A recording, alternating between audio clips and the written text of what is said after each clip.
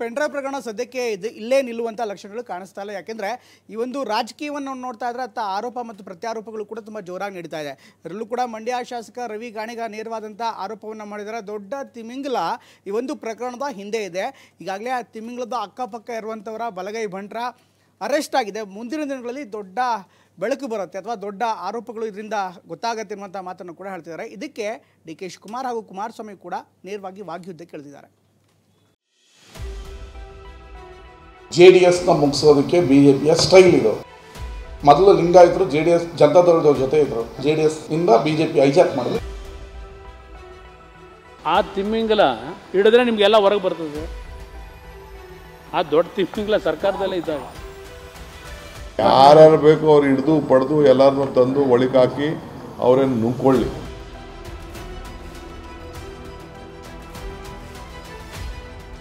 ಒಕ್ಕಲಿಗ ಸಮುದಾಯದ hijack, JDS ಮುಗಿಸೋಕೆ ಇದೊಂದು style. ಇದೇ ಮಾತು ಇದೀಗ ಪೆನ್ ಡ್ರೈವ್ ಪ್ರಕರಣಕ್ಕೆ ಮತ್ತೊಂದು ಬಿಗ್ ಟ್ವಿಸ್ಟ್ ಕೊಟ್ಟಿದೆ. ಕಾಂಗ್ರೆಸ್ ಶಾಸಕ ರವಿ ಗಾಣಿಗ ಆಡಿರೋ ಮಾತು ರಾಜ್ಯ ರಾಜಕೀಯದಲ್ಲಿ ಸಂಚಲನವನ್ನೇ ಸೃಷ್ಟಿಸಿದೆ. ಪೆನ್ ಡ್ರೈವ್ ಹಂಚಿಕೆಯಲ್ಲಿ ನಾಯಕರ ಕೈವಾಡ ಇದೆ. ಜೆಡಿಎಸ್ ಮುಗಿಸೋಕೆ ದೊಡ್ಡ ಷಡ್ಯಂತ್ರ ಮಾಡಲಾಗಿದೆ ಅಂತ ಹೊಸ ಬಾಂಬ್ ಹಾಕಿದ್ದಾರೆ.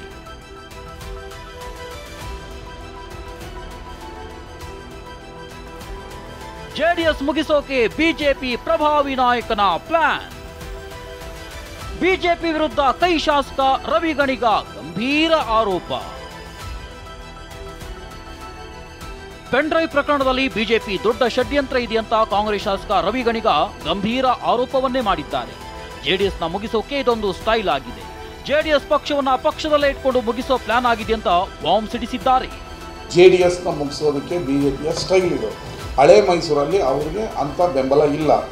ಅವ್ರಿಗೆ ಜನತಾದಳವನ್ನು ಪಕ್ಕದಲ್ಲೇ ಇಟ್ಟುಕೊಂಡು ಅವ್ರನ್ನ ಮುಗಿಸಿ ಅವ್ರ ಕೇಡರ್ ಅಂದರೆ ಅವರ ಕಾರ್ಯಕರ್ತರು ಕಾಂಗ್ರೆಸ್ ಮೇಲೆ ಕೋಪ ಬರಬೇಕು, ಬಿಜೆಪಿಗೆ ಶಿಫ್ಟ್ ಆಗಬೇಕು. ಇದೇ ಫಸ್ಟ್ ಸರಿ ಕುಮಾರಣ್ಣನ ಜೊತೆ ಸರ್ಕಾರ ಮಾಡಿ ಉತ್ತರ ಕರ್ನಾಟಕದಲ್ಲಿ ಜೆಡಿಎಸ್ನ 7 ಹೆಸರಿಲ್ದಂಗೆ ಮಾಡಿದ್ದಾರೆ. ಲಿಂಗಾಯತ ಆಯಿತು, ಇದೀಗ ಒಕ್ಕಲಿಗ ಸಮುದಾಯದ ಹೈಜಾಕ್. ಇಷ್ಟೇ ಅಲ್ಲ, ಜೆಡಿಎಸ್ ಜೊತೆಗಿದ್ದ ಒಕ್ಕಲಿಗ ನಾಯಕರನ್ನ ಹೈಜಾಕ್ ಮಾಡೋಕೆ ಇಷ್ಟೆಲ್ಲ ಪ್ಲಾನ್ ಅಂತ ಬಿಜೆಪಿ ವಿರುದ್ಧ ಕಾಂಗ್ರೆಸ್ ಶಾಸಕ ರವಿ ಗಾಣಿಗ ಹೇಳಿದ್ರು. ಮೊದಲು ಲಿಂಗಾಯತರು ಜೆಡಿಎಸ್ ಜನತಾದಳದವ್ರ ಜೊತೆ ಇದ್ರು. ಅವ್ರ ಜೊತೆ ಅಧಿಕಾರ ಮಾಡಿದ್ಮೇಲೆ ಎಂಟೈರ್ ಲಿಂಗಾಯತ ಸಮುದಾಯವನ್ನು ಜೆಡಿಎಸ್ ಇಂದ ಬಿಜೆಪಿ ಹೈಜಾಕ್ ಮಾಡಿದ್ರು. ಈಗ ಒಕ್ಕಲಿಗರನ್ನ ಹೈಜಾಕ್ ಮಾಡೋದಕ್ಕೆ ಮಾಡಿರುವಂಥ ಮಹಾ ದೊಡ್ಡ ಪ್ಲ್ಯಾನ್ ಕಾಣ್ತಾ ಇದ್ದಾರಲ್ಲ ಒಬ್ಬೊಬ್ಬರೇ. ಈಗ ಹಳೆ ಮೈಸೂರು ಕಡೆ ಇರೋರು ಮೊದಲು ಇದು ತೆನೆ ಮಣ್ಣು ನೇಗ್ಲು ಅಂತಿದ್ರು. ಈಗೇನು ಮಾತಾಡ್ತಾ ಇದ್ದಾರೆ ನೋಡ್ತಾ ಇದ್ದಾರಲ್ಲ, ಭಾರತ ಪಾಕಿಸ್ತಾನ ಅಫ್ಘಾನಿಸ್ತಾನ ಅಂತ ಮಾತಾಡ್ತಾರೆ ಜೆಡಿಎಸ್ ವರ್ಗ. ಮತ್ತೊಂದೆಡೆ ಕುಮಾರಸ್ವಾಮಿ ಡಿಸಿಎಂ ಡಿಕೆ ಮಧ್ಯೆ ಮಾತಿನ ಯುದ್ಧ ಮುಂದುವರಿದಿದೆ. ಇಷ್ಟು ದಿನ ಇಬ್ಬರ ಮಧ್ಯೆ ಮಹಾನಾಯಕ ಮಾತು ಜೋರಾಗಿತ್ತು. ಇದೀಗ ತಿಮಿಂಗಿಲ ಫೈಟ್ ನಡೆಯುತ್ತಿದೆ. ಪೆನ್ ಡ್ರೈವ್ ಪ್ರಕರಣದಲ್ಲಿ ಕಾಂಗ್ರೆಸ್ ಶಾಸಕ ರವಿ ಗಾಣಿಗ ಯಾವಾಗ ತಿಮಿಂಗಿಲಗಳ ಬಾಂಬ್ ಸಿಡಿಸಿದ್ರೋ ನೋಡಿ ಮಾಜಿ ಸಿಎಂ ಕುಮಾರಸ್ವಾಮಿಗೆ ಬ್ರಹ್ಮಾಸ್ತ್ರ ಸಿಕ್ಕಂತಾಯಿತು. ಡಿಸಿಎಂ ಡಿಕೆ ಹೆಸರೇಳದೆ ಕುಮಾರಸ್ವಾಮಿ ಗುಡುಗಿದ್ದಾರೆ. ದೊಡ್ಡ ತಿಮಿಂಗಿಲ ಸರ್ಕಾರದಲ್ಲೇ ಇದೆ ಅಂದ್ರು. ಇದಕ್ಕೆ ಕೌಂಟರ್ ಕೊಟ್ಟ ಡಿಸಿಎಂ ಡಿಕೆ ತಿಮಿಂಗಿಲವನ್ನ ಹಿಡಿದು ಬಡಿದು ನುಂಗಿಕೊಳ್ಳಲಿ ಅಂದ್ರು. ಈ ದೊಡ್ಡ ತಿಮ್ಮಿಂಗಲ ಅಂದ್ರಲ್ಲ, ಆ ತಿಮ್ಮಿಂಗಲ ಹಿಡಿದ್ರೆ ನಿಮಗೆಲ್ಲ ಹೊರಗೆ ಬರ್ತದೆ. ಆ ತಿಮ್ಮಿಂಗಲ ಇಟ್ಕೊಂಡ್ಬಿಟ್ಟು ಸಣ್ಣ ತಿಮ್ಮಿಂಗಲ ಎಲ್ಲಿ ಹಿಡಿಯೋಕ್ಕಾಯ್ತದೆ ನೀವು? ಆ ದೊಡ್ಡ ತಿಮ್ಮಿಂಗಲ ಎಲ್ಲ ತಿಂದಾಕಿದೆಯಲ್ಲ, ಅದರಿಂದಲೇ ಅದಕ್ಕೆ ಹಿಡ್ತಾ ಇರೋದು ನಾನು. ಆ ದೊಡ್ಡ ತಿಮ್ಮಿಂಗಲ ಸರ್ಕಾರದಲ್ಲೇ ಇದ್ದಾಗ ಎಲ್ಲಿ ಹಿಡಿತೀರಿ ದೊಡ್ಡ ತಿಮ್ಮಿಂಗಲನ? ಈಗ ನಾನು ಉತ್ತರ ಕೊಡೋಕ್ಕಾಗಲ್ಲ. ಯಾರ್ಯಾರು ಬೇಕು ಅವ್ರು ಹಿಡಿದು ಪಡೆದು ಎಲ್ಲರನ್ನೂ ತಂದು ಒಳಗೆ ಹಾಕಿ ಅವರೇನು ನುಂಗ್ಕೊಳ್ಳಿ. ನುಂಗ್ಕೊಳ್ಳಿ. ನಾನೇನು ಬರೀ ಎಕ್ಸಿಬಿಟ್ರು, ನಾನು ಡೈರೆಕ್ಟ್ರು ಅಲ್ಲ, ಪ್ರೊಡ್ಯೂಸ್ ಅಲ್ಲ. I am an exhibitor, theatre exhibitor ನಾನು. ಪೆನ್ ಡ್ರೈವ್ ಪ್ರಕರಣದಲ್ಲಿ ಆಡಿಯೋ ಬಿಡುಗಡೆ ಮಾಡಿದ್ದ ಬಿಜೆಪಿ ಮುಖಂಡ ದೇವರಾಜೇಗೌಡ ವಿರುದ್ಧವೇ ಕೇಸ್ ಹಾಕಿದ್ದಾರೆ ಅಂತ ಕುಮಾರಸ್ವಾಮಿ ಕಿಡಿಕಾರಿದ್ದಾರೆ. ಆಡಿಯೋ ಬಿಟ್ಟಿದ್ದಕ್ಕೆ ದೊಡ್ಡ ತಿಮಿಂಗಿಲದಿಂದ ಕೇಸ್ ಹಾಕಲಾಗಿದೆ ಅಂತ ಡಿಸಿಎಂ ಡಿಕೆ ವಿರುದ್ಧ ಪರೋಕ್ಷವಾಗಿ ಆರೋಪಿಸಿತು. ಈಗ ದೇವರಾಜೇಗೌಡರದೇ ನಿಮ್ಗೆ ಹೇಳಬೇಕು ಅನ್ನೋದಾದ್ರೆ, 1 ತಿಂಗಳಿಂದ ಯಾಕೆ ಸರ್ಕಾರ ಅದರ ಬಗ್ಗೆ ಆ್ಯಕ್ಷನ್ ತಗೊಳ್ಳಿಲ್ಲ? ಈಗ ಏಕಾಏಕಿ ಈಗ ನಿಮ್ಮ ದೊಡ್ಡ ತಿಮಿಂಗಿಲ ಅಂದ್ರಲ್ಲ, ಅವ್ರ ಹೆಸರನ್ನ ಯಾವುದೋ ಆಡಿಯೋ ಮಾಡ್ಕೊಂಡಿದ್ರಲ್ಲ ಮಾತಾಡಿದ್ದು, ಅದನ್ನು ಬಿಟ್ಟರು ಅಂತೇಳಿ ಪಾಪ ಮತ್ತೆ ಅವನ ಮೇಲೆ ಕೇಸ್ ಹಾಕಿ ಕೂರಿಸಿದಿರಿ. ಈಗ ನೀವು ನಿಜಕ್ಕೂ ಸರ್ಕಾರದಲ್ಲಿ ನ್ಯಾಯ ಕೊಡ್ತೀರಾ ಜನಕ್ಕೆ? ಕೊಡಕ್ಕೆ ಸಾಧ್ಯವ? ಅದರಿಂದ ಇದು ಬಹಳ ದೊಡ್ಡ ಮಟ್ಟದಲ್ಲಿದೆ. ಪೆನ್ ಡ್ರೈವ್ ಹಂಚಿಕೆಯಲ್ಲಿ ದೊಡ್ಡ ದೊಡ್ಡ ತಿಮಿಂಗಿಲಗಳಿವೆ ಅಂತ ಕಾಂಗ್ರೆಸ್ ಶಾಸಕ ರವಿ ಗಾಣಿಗ ಆರೋಪಿಸಿದ್ರು. ಇದಕ್ಕೆ ಕೌಂಟರ್ ಕೊಟ್ಟ ಕುಮಾರಸ್ವಾಮಿ ಸರ್ಕಾರದಲ್ಲೇ ದೊಡ್ಡ ತಿಮಿಂಗಿಲಗಳಿವೆ ಅಂತ ಕಿಡಿಕಾರಿದ್ರು. ಈಗ ನನ್ನ ಅಕ್ಕಪಕ್ಕದಲ್ಲಿರೋ ಈಗ ಸಿಗಾಕೊಂಡ್ರೆ ನನ್ನ ಪಾತ್ರ ಇಲ್ಲದೆ ಅವ್ರು ಸಿಗಾಕೊಳ್ತಾರ? ಬಂಧಿಸ್ತಾರೆ. ಇನ್ನು ಪಿಕ್ಚರ್ ಅಭಿ ಬಾಕಿಯೇ.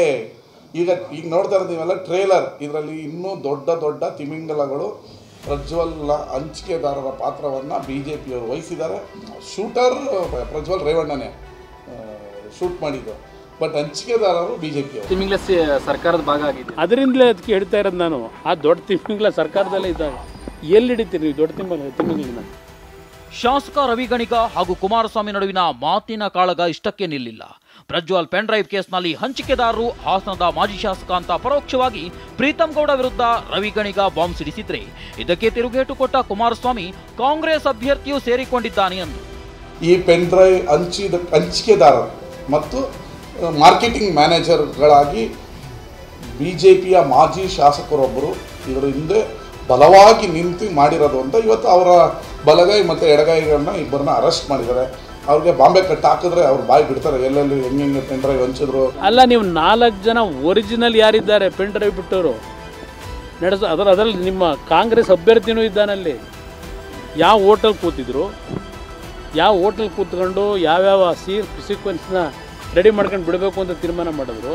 ನಿಮ್ಮ ಕಾಂಗ್ರೆಸ್ ಅಭ್ಯರ್ಥಿನೂ ಸೇರ್ಕೊಂಡಿದ್ದಾನೆ ಅದರಲ್ಲಿ. ಇದಿಷ್ಟೇ ಅಲ್ಲ, ರೇವಣ್ಣ ಬಂಧನ ದ್ವೇಷದ ಬಂಧನ ಅಂತ HDK ವಾಗ್ದಾಳಿ ನಡೆಸಿದ್ರು. ನನ್ನ ಬಳಿಯೂ ಪೆನ್ ಡ್ರೈವ್ ಇದೆ, ರಿಲೀಸ್ ಮಾಡ್ತೀನಿ ಅಂದಿದ್ದಾರೆ. ರೇವಣ್ಣವ್ರ ಬಂಧನ ನೆನ್ನೆಯ ವಕೀಲರ ಒಂದು ವಾದ ನೋಡಿದಾಗ ಅದು ರಾಜಕೀಯವಾಗಿ ದ್ವೇಷದ ಬಂಧನ ಅಂತಕ್ಕಂಥದ್ದು ಮೇಲ್ನೋಟಕ್ಕೆ ಕಾಣ್ತಾ ಇದೆ. ನೆನ್ನೆಯ ವಕೀಲರ ವಾದ ಪ್ರತಿವಾದಗಳನ್ನು ನೋಡಿದಾಗ ಸರ್ಕಾರ ದ್ವೇಷಕ್ಕೋಸ್ಕರವಾಗಿ ಈ ಒಂದು ದೇವೇಗೌಡರ ಹೆಸರನ್ನ ಹಾಳು ಮಾಡಬೇಕು ಅನ್ನೋದಕ್ಕೋಸ್ಕರಲೇ ರೇವಣ್ಣವ್ರ ಪ್ರಕರಣ ನಾನು ಹೇಳ್ತಾ ಇರ್ತಕ್ಕಂಥದ್ದು. ಈ ಸರ್ಕಾರದಲ್ಲಿ ಹಲವಾರು ತಪ್ಪುಗಳು ಮಾಡ್ಕೊಂಡಿದ್ದಾರೆ. ಚೀಮಾರಿ ಹಾಕ್ಸ್ಕೊಳ್ಳೋದಂತೂ ಸತ್ಯ. ರೇವಣ್ಣವ್ರ ಪ್ರಕರಣದಲ್ಲಿ ನಾನು ಪೆನ್ ಡ್ರೈವು ಈ ರೀತಿಯ ಅಶ್ಲೀಲ ಪೆನ್ ಡ್ರೈವ್ ರಿಲೀಸ್ ಮಾಡೋದು, ಯಾವ ವರ್ಗಾವಣೆ ವಿಷಯದಲ್ಲಿ ಪಾಪ ಅಧಿಕಾರಿಗಳು ಏನು ನೊಂದಿದ್ದಾರೆ, ಏನು ಚರ್ಚೆ ಮಾಡಿದ್ರು, ಆ ವರ್ಗಾವಣೆ ಸಮಯದ ಹೇಳಿದ್ದೀನಲ್ಲ, ಅವತ್ತು ವಿಧಾನಸೌಧ ಮುಂದೆ ತೋರಿಸಿದ್ದೀನಲ್ಲ, ಅದೇನು ನಾನು ಇನ್ನೂ ಪ್ರಿಪೇರ್ ಮಾಡೋಕ್ಕೆ ದೇಶ ವಿದೇಶಕ್ಕೆ ಹೋಗಿಲ್ಲ, ರೆಡಿ ಮಾಡಿ ಇಟ್ಟಿದ್ದೇನೆ. ಯಾವಾಗ ಬಿಡಬೇಕು ಹೇಳ್ತೀನಿ ಅಂತದನ್ನು. ಈ ಸರ್ಕಾರಕ್ಕೆ ಆ ಶಕ್ತಿ ಇದೆ ಅಂದರೆ, ಈ ಸರ್ಕಾರಕ್ಕೆ ಆ ಒಂದು ಭ್ರಷ್ಟಾಚಾರದಲ್ಲಿ ಏನು ಪಾಲ್ದಾರಿದ್ದಾರೆ ಅವರನ್ನು ಇವತ್ತು ಆ್ಯಕ್ಷನ್ ಮಾಡ್ತಕ್ಕಂಥ ಶಕ್ತಿ ಸರ್ಕಾರಕ್ಕಿದ್ದರೆ ಚರ್ಚೆ ಮಾಡೋಣ.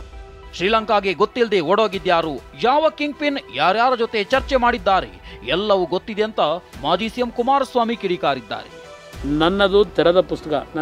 ನನ್ನ ಜೀವನದಲ್ಲಿ ನಾನು ಏನೇನು ನಡ್ಕೊಂಡಿದ್ದೇನೆ ವಿಧಾನಸಭೆ ಕಲಾಪದಲ್ಲೇ ಪ್ರಸ್ತಾಪ ಮಾಡಿದ್ದೇನೆ. ನಾನು ಯಾವುದೇ ರೀತಿಯ ಜನರಿಗೆ ಅನ್ಯಾಯ ಮಾಡೋದಾಗಲಿ, ಯಾರಿಗೆ ಯಾವುದೇ ರೀತಿಯಲ್ಲಿ ನೋವು ಕೊಡ್ತಕ್ಕಂಥ ಕೆಲಸ ನನ್ನಿಂದಾಗಿಲ್ಲ. ಇನ್ನೂ ನೋವು ಪಟ್ಟಿದ್ದೇನೆ. ನಾನು ಪಟ್ಟಿರ್ತಕ್ಕಂಥ ನೋವು ಗೊತ್ತು.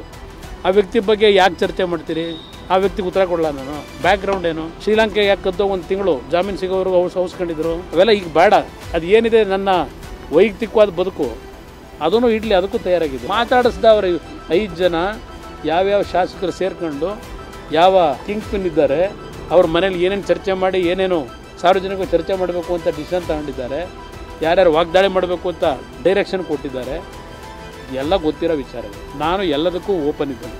ಒಟ್ಟಾರೆಯಾಗಿ ಪೆನ್ ಡ್ರೈವ್ ಪ್ರಕರಣದಲ್ಲಿ ಜಾತಿ ಲೆಕ್ಕಾಚಾರ ಇದೆ, ಬಿಜೆಪಿಯ ಷಡ್ಯಂತ್ರ ಇದೆ ಅಂತ ಕಾಂಗ್ರೆಸ್ ಶಾಸಕ ರವಿ ಗಣಿಗ ಹೊಸ ಬಾಂಬ್ ಸಿಡಿಸಿದ್ರೆ, ಮತ್ತೊಂದೆಡೆ ಕುಮಾರಸ್ವಾಮಿ DCM DK ಮಧ್ಯೆ ಮಹಾನಾಯಕ ವಾರ್ ಬಳಿಕ ತಿಮಿಂಗಿಲ ಯುದ್ಧ ನಡೆದಿದೆ. Bureau report TV9.